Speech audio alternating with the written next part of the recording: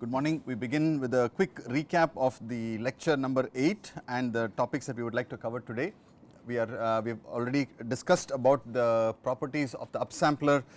We have started to discuss about the downsampling process. Today we will complete the discussion in terms of the properties. We will look at several interesting examples. One particularly interesting example is the linear interpolation. Very often when you have to find a value between 2 points, the most natural thing for us to do is to do linear interpolation between those 2 points. Now, we use the word interpolation in that context. We have also used interpolation in our context where we insert zeros and do some filtering. Are they linked? Is there some insight that we can gain into the aspects of linear interpolation? And of course, one of the key things is we are not always limited to integer sampling rate change, either increase by an integer sampling rate or a decrease. Very often we are required to do a fractional sampling rate change. So, that is a aspect that we want to focus upon, and then this leads us into some unique structures that are present only in multi-rate signal processing, not in traditional signal processing, which is what we refer to as the multiplexer and demultiplexer. You may think, well, I thought these things existed only in the communications domain. No, they actually exist in the multi-rate signal processing as well. So, that is our goal for today. Let me start with a quick summary of what we have covered in the last class and build on that, and again if there are questions we will take them as they go along. So, the block that we have looked at is the upsampler, where we insert L-1 zeros between successive pairs of samples. Every set of samples every pair of samples we will insert L-1 zeros. Now, we showed that this is the spectrum or the Z transform of the expanded signal is related to the spectrum of the input signal by x e of z is equal to x of z power L. And again this we said introduces multiple images of the input spectrum, and just as a quick sketch of that, if this was the input spectrum, that you had a spectrum going from up to pi, then what you would get is the spectrum compressed. This would be pi over L. The next copy of the spectrum would be 2 pi over L, 4 pi over L, so on all the way to 2 pi. So, basically we have got additional copies. This is copy number 1, copy number 2, the last one would be copy L-1, this would be copy L-1, and that is what would be x of z power L. And we said that if we followed the expansion of the signal by the zero insertion by a low pass filtering, which basically removed all of these images, then we get a interpolated signal. There are no more zero valued samples, all of the samples have been filled in, and the inputs the resultant spectrum looks as follows. So, you have limited to minus pi over L to pi over L all the way to 2 pi. So, this basically says that if I had a signal which was band limited to pi over L, think of it as just some frequency, my Nyquist rate would have been 2 pi over L. So, Nyquist rate would have been 2 pi over L, but actually I am sampled it at 2 pi. So, which means I have sampled it at L times higher than Nyquist rate. So, that is what the process of interpolation gave you. You got additional samples to make your signal look like it has been oversampled, and whether you interpret it by going into the continuous time domain or by remaining completely in the discrete time domain, you can still interpret it as a signal with a higher sampling rate and equivalent representation with in terms of the original signal. Now, the other block that we have been discussing is the downsampling block, and the downsampling block indicated with the down arrow in terms of time is very easy to represent. X d of n is x of mn. The corresponding spectral representation or the Z transform or the Fourier transform representation, not as easy. We were in the process of developing it. Basically, we defined an intermediate signal x1 of n, which matched x of n at all multiples of m. otherwise it was 0. We said that that sequence is something that can be obtained by multiplying x of n with a comb sequence. Comb sequence is as defined as here. We use the roots of unity, complex roots of unity, to just construct a comb sequence, and then we were in the process of deriving the signal. So basically x1 of z, this is the point at which we ended the last lecture. I will pick it up from there. X1 of z we showed was 1 over m summation k equal to 0 to x of z w k. Now I just wanted to expand this a little bit. So if I write if I substitute z equal to e power j omega, then what I get is this term becomes x e power j omega. This, if you want to be precise, you can write a subscript m so that there is no confusion, but usually when we talk about it in the context of downsampling, and if the downsampling is by a factor of m, then we assume that the w term is defined with. So this would be e power minus j 2 pi over m into k. So this can be also written as e power j omega minus 2 pi over m into k, where k goes from of course 0 all the way to m minus 1. Okay. So here is where we see the shifted versions, and in today's lecture we will see this graph a few times, but let me just draw it. So supposing I had a signal that was band limited to minus pi over 3 to pi over 3. Okay, and I was basically doing m equal to 3, downsampling by a factor of 3. That is the case that we are looking at. Now what we are saying is the spectrum of x1 of E of j omega. So if I were looking at the spectrum of x1 E of j omega, will first of all introduce a scale factor 1 by 3.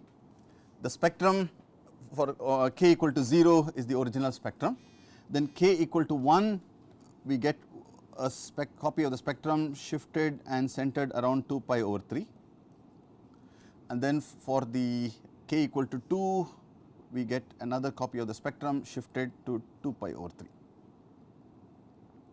4 pi over 3. Okay. So two copies of the spectrum, k equal to 0, 1, 2 will be the number of copies, and then you would have the original signal again.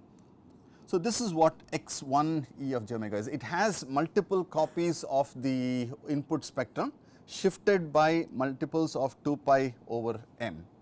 Okay, multiples of, they are centered around the frequency, and this here is a case where we saw this is this corresponds to k equal to 1, this corresponds to k equal to 2. Okay. So this is easy to visualize.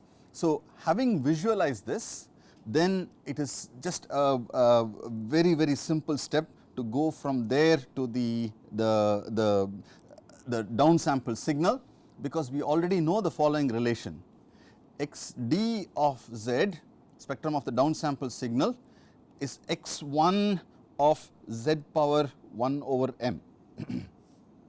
Okay, this we derived in the beginning of the last lecture. So it is nothing but a scaled version, or we call it a frequency stretched version of the input of the signal x1 of z. So this can be then be written as 1 over m. Please pay careful attention to the substitution of the variable z power 1 over m. So wherever there is z, I am going to replace it with z power 1 over m. So which means that there is a scale factor 1 over m summation k equal to 0 through m minus 1. X is the first place where I am encountering z, and the only place where I will encounter z. Z replaced by z power 1 over m, and whatever is the argument multiplied by omega wm raised to the power k. So nothing else changed, only this happened. Okay, so this is my expression for the downsampler. Now very often when we go directly from x of z, so basically if you go from x of n all the way to xd of n, which will then mean that you are looking at x e of j omega, the spectrum of x e of j omega, from that downsampled version x d e of j omega. There is all sorts of confusion, okay, because you do not know where the scaling is occurring, where the shifts are occurring, but what we have shown is that if you define an intermediate signal x1 of z, then it is very easy for us to construct what x1 e of j omega looks like. x1 e of j omega is the original signal with shifted copies at multiples of 2 pi over m, easy to construct. Now, the last step is when I want to construct the downsampled signal, we know that this relationship x d of z equal to x1 of z power 1 over m is nothing but a rescaling of the frequency. So, which means that whatever was the original frequency, I strike it off and then multiply it by the factor m. So, this, if I can cancel this and call it as pi, because in this case m is equal to 3. This one I will cancel and call it 2 pi, okay, that is it, to 2 pi. After that the spectrum will repeat. So, therefore, as far as x d of z is concerned, for this particular example, it is as follows: height of 1 over 3, height of 1 over 3, this is pi, and I have this as my copy, this is at 2 pi. Okay. So, that is it, that is the downsampled signal, the spectrum, absolutely no confusion. The 4 to keep in mind when we write down the downsampled signal: first of all, amplitude scaling. 3 of these were also observed when we were writing down the spectrum of x1 of z. So, I will just repeat that. One is the amplitude scaling, this was already present in x1 of z. The copies of the inputs of the signal spectrum, how many copies? M minus 1 additional copies, and the frequency shifts. So, all of these were present in x1 e of j omega, the scaling, multiple copies, and the frequency shifts, which is what we saw. Now, the last step of writing the spectrum of the downsample signal basically boiled down to doing a scaling of the frequency, rescaling of the frequency, that is all, rescaling of the frequency. Okay. Once you have this picture, then it is very easy for us to work with the downsampler and not have any confusion at all. So, the downsampling process, always my recommendation would be is think in terms of an intermediate signal x1 of z, which is the input signal multiplied by a comb sequence, which will give you this spectrum, shifted, scaled, shifted, multiple copies. Then the last step of getting this the spectrum will be just the requirement that you have to rescale the frequencies and make sure that you are looking at a period from 0 to 2 pi. Okay. Any doubts on the notation that we have used? Okay. Now, we will spend a few minutes on an example which may seem like it is a little bit repetitive, but again look out for those things which will help you make sure that you will never have a doubt or a confusion whenever it comes to downsampling. So, here is the first a series of figures, probably easier for you to draw on your notebooks, but let me do the best that I can. So, the first one is I am going to draw the spectrum of sampling at Nyquist rate. Okay, again keep in mind that this is a series of figures, preferably draw it all on the same page. So, then you get the, so Nyquist sampling rate, the spectrum looks like this. This is 2 pi. Okay, so that is this is pi, Nyquist sampling rate. So, there is no gap in the spectrum, basically you are sampling it exactly at the twice the highest frequency content, and therefore, basically the two copies of the spectra just touch each other. Now, of course, reconstruction or removal or anything else you want to do with this is no. So, next one which I want to look at is sampling at 3 times Nyquist. 3 times Nyquist. Again, let me just quickly draw this picture.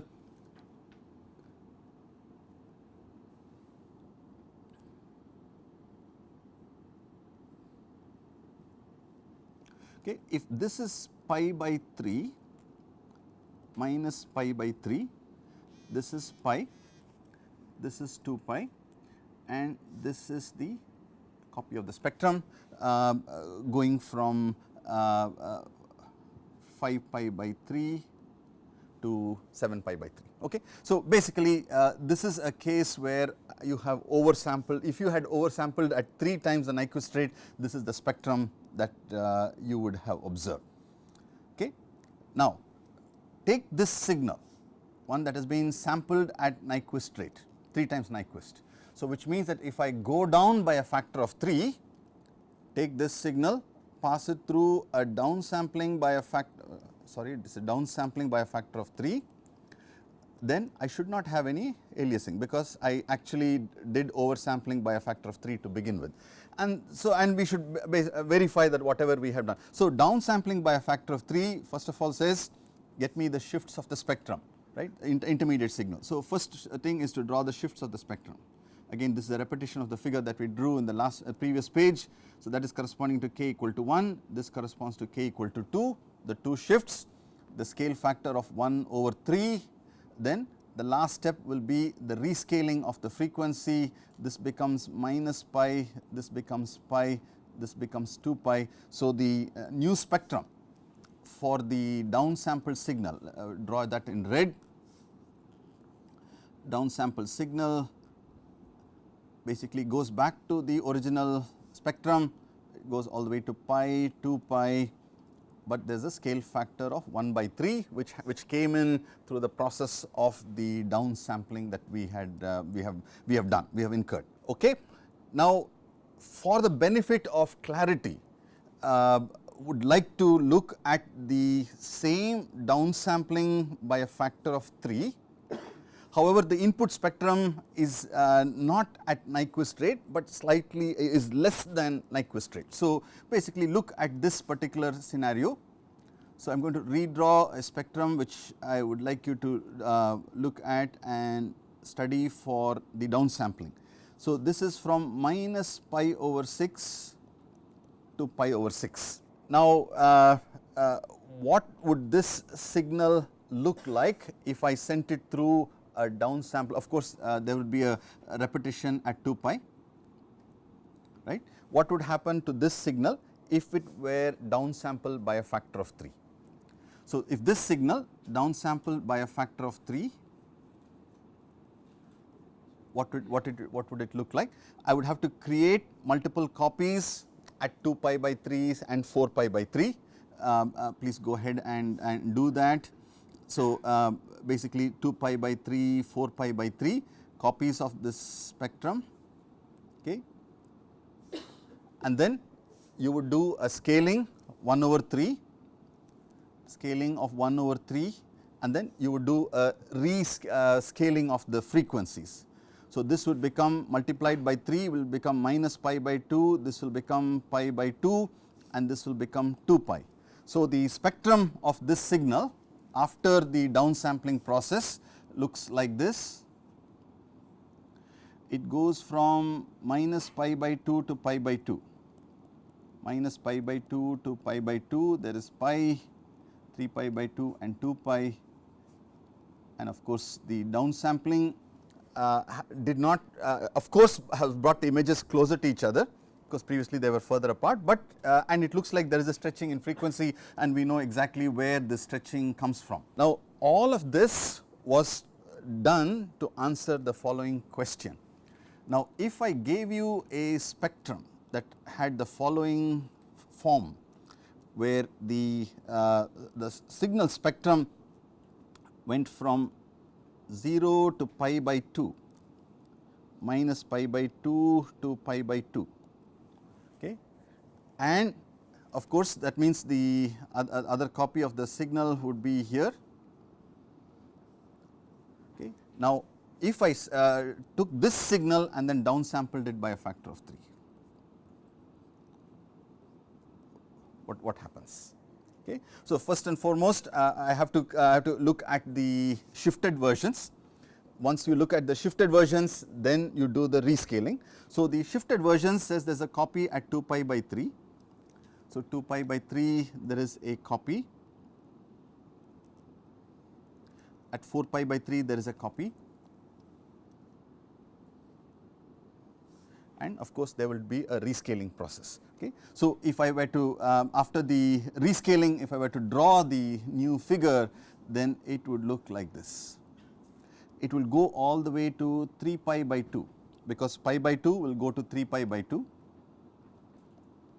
and it will go to minus 3 pi by 2 on the other side, minus 3 pi by 2, and the copy of the signal or the other portion of the spectrum will start at pi by 2 and then go up to 2 pi.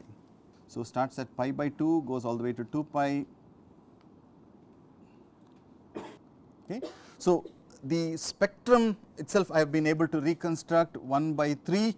Now, if you have come this far, then the next step would be okay. So, I will just zoom in and draw this figure. So, this is pi by 2, pi, 3 pi by 2, 2 pi,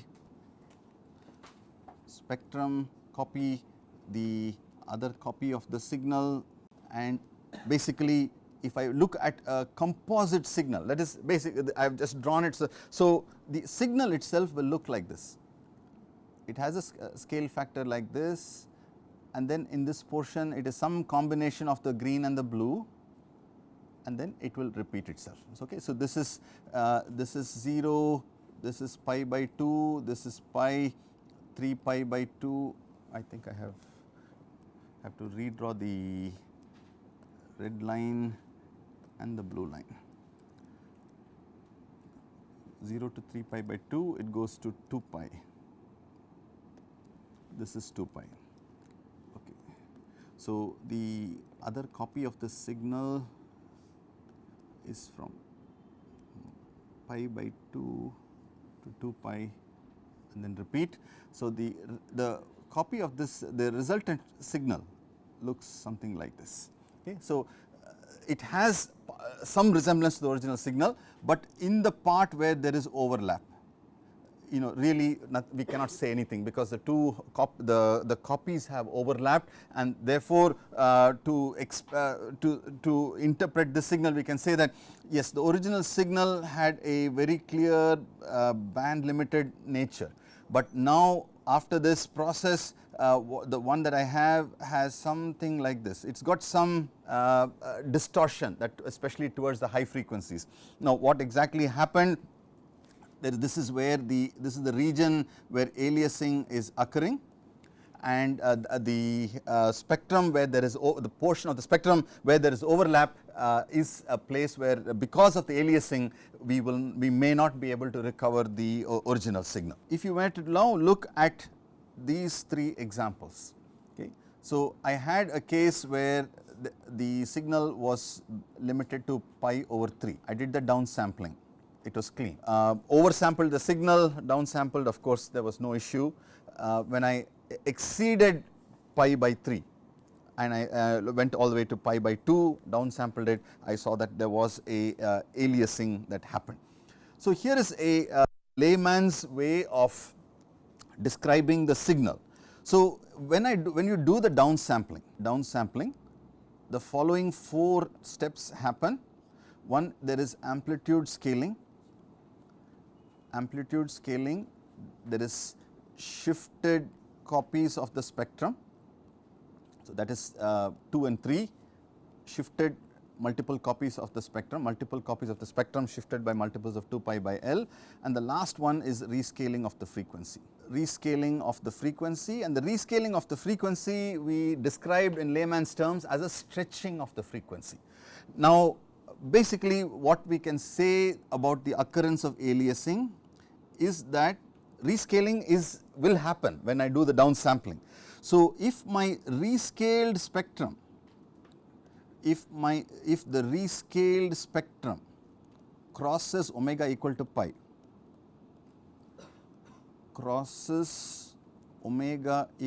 pi, then I will be having the effects of aliasing.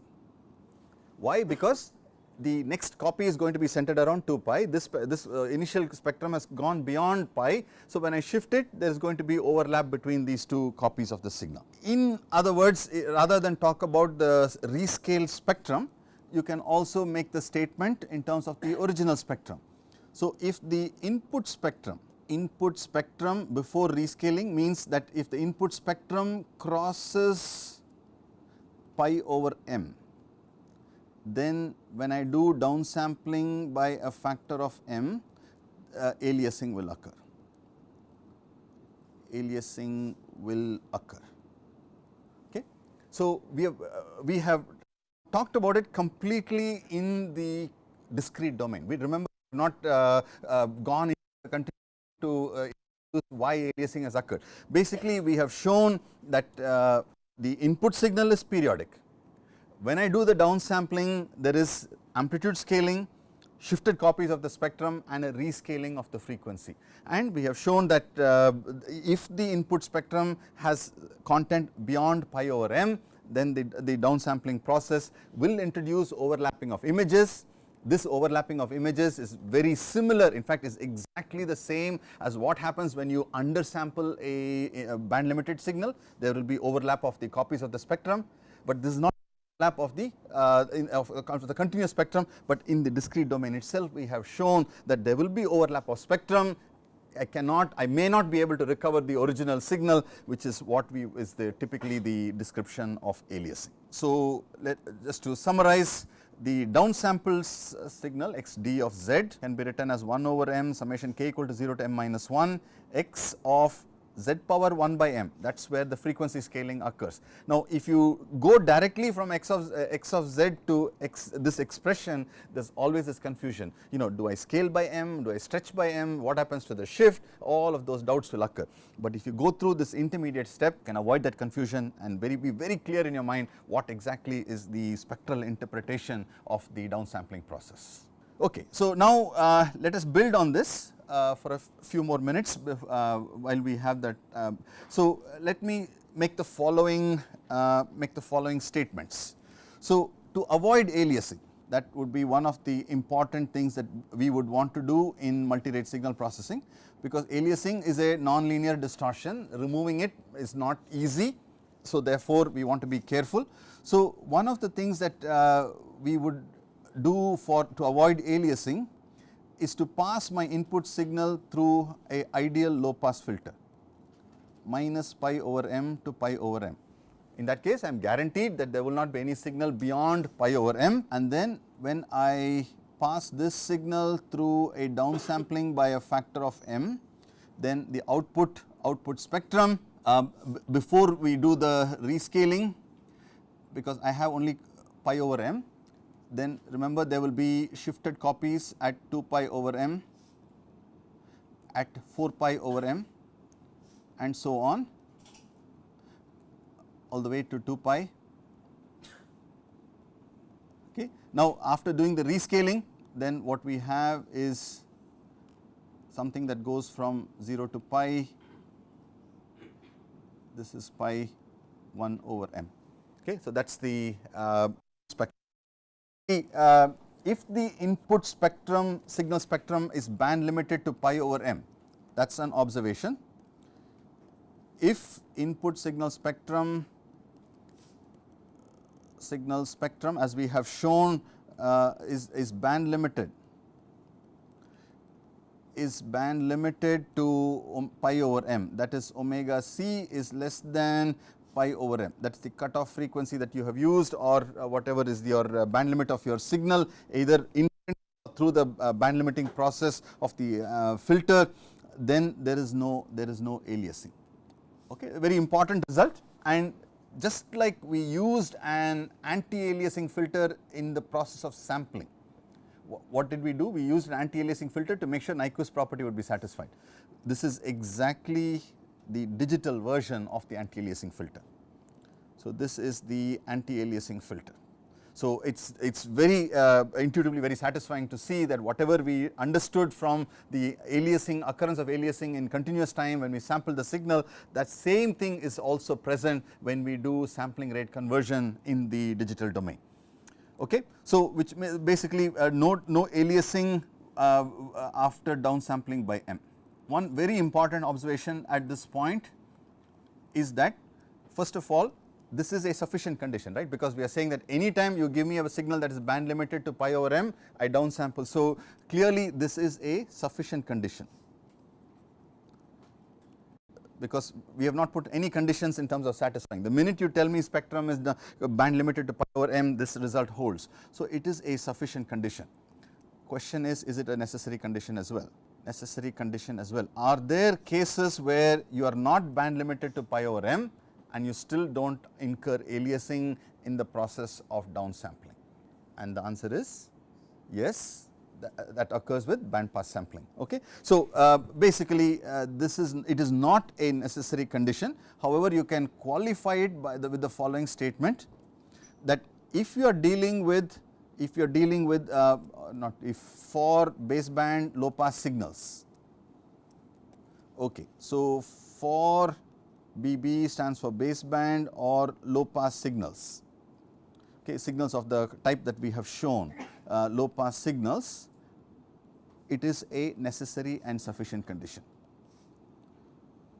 If it is a low pass signal, it has to be band limited to pi over m, otherwise you will run into aliasing. So, it is a necessary and sufficient condition,